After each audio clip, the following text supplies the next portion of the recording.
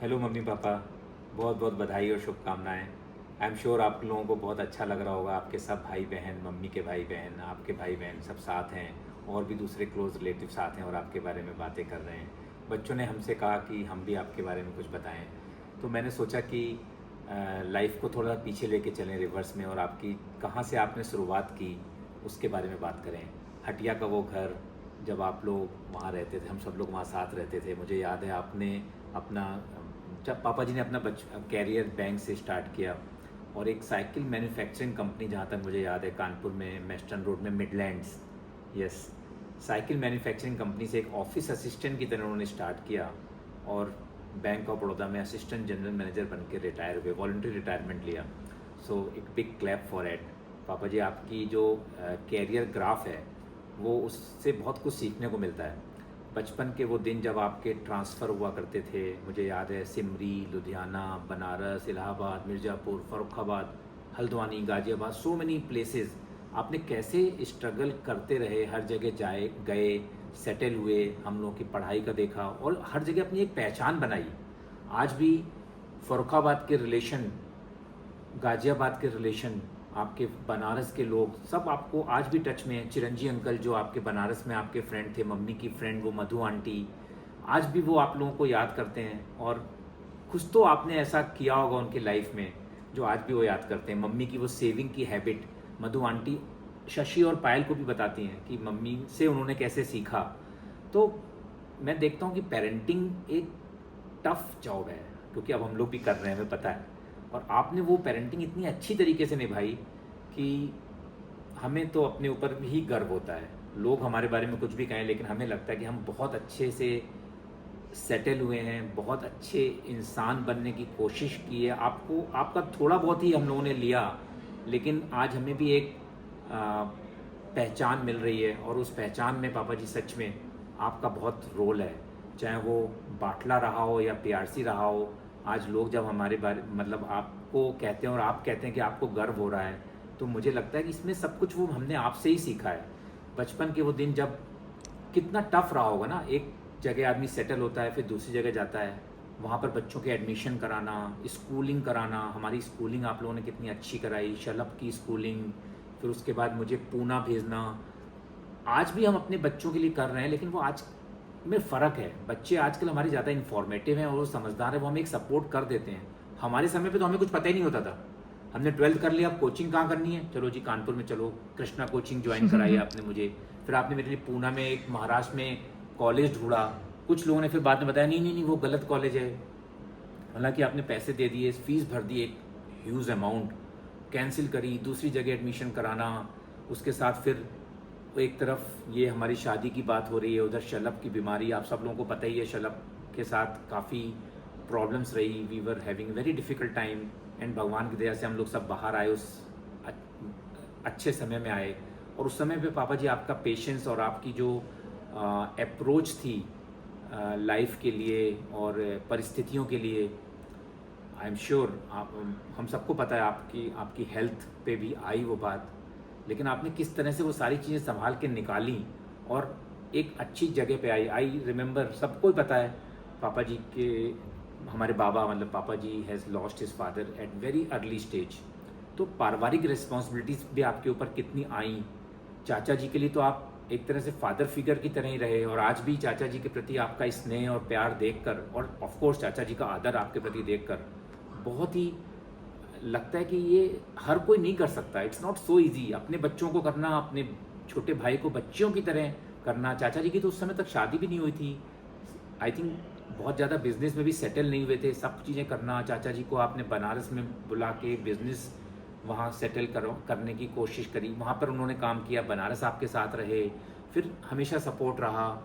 बुआओं के प्रति आपका आज भी जितना लगाव, I am sure every day आपकी बुआ लोगों से बात होती है, चाचा जी से तो हर रोज़ सुबह बात होती है। ये सब बहुत सीखने वाली बात है। और मम्मी का जो एक अटैचमेंट रहा हर समय, हर लोगों के साथ, पूरी फैमिली के साथ एक स्नेह लगाव, वो बहुत ही मतलब आज जो हम लोग जो भी हैं, एक ये परिवार है, वो मम्मी पापा के एक बहुत मेहनत और बहुत लगाव, बहुत त्याग की वजह से है। और आज भी जो हम लोग जहाँ पर पहुँचे हैं और जो हम लोग लाइफ में अपने कैरियर में कर रहे हैं, उसमें मम्मी पापा का बहुत बड़ा रोल है। चाहे वो हमारे फाइनेंसेस हों, हमारी सेविंग्स हो। हम लोग दिल्ली आए, दिल्ली भी जो आए वो आपके रिलेशन जो आपने रिलेशनशिप डेवलप की थी फ़र्रुखाबाद में, उसकी वजह से हम लोगों को दिल्ली में एक नया ब्रेक मिला, हम लोग सेटल हुए, हम लोगों ने फिर आगे प्रोग्रेस करी। जो सपोर्ट सिस्टम आपका हर जगह मिला है ना, हम भी आज अपने बच्चों के लिए सपोर्ट सिस्टम बने हुए हैं, लेकिन उतना नहीं कर सकते जितना आपने किया, जितना और आज भी आप कर रहे हैं। हालांकि अब हम लोग आपको कहते हैं कि प्लीज़ आप छोड़िए, ये टेंशन मत लीजिए, हम लोग कर लेंगे।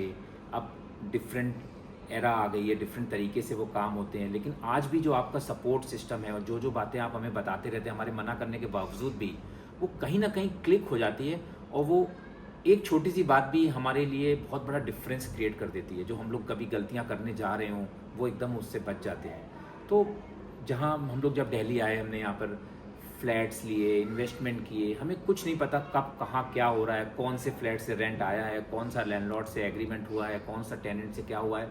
सब कुछ आपने जिस तरीके से किया, हमें शेयर मार्केट में आपने सिखाया, चाचा जी ने बहुत शेयर मार्केट में मुझे सिखाया। आज तो ऐसा लगता है कि जो आपकी एक शख्सियत है, पापा जी और मम्मी जी दोनों, जहाँ मैं सिर्फ पापा जी के बारे में नहीं बोल रहा हूँ, ये जो भी बातें हैं वो एक टीम है, मम्मी और पापा की एक टीम है।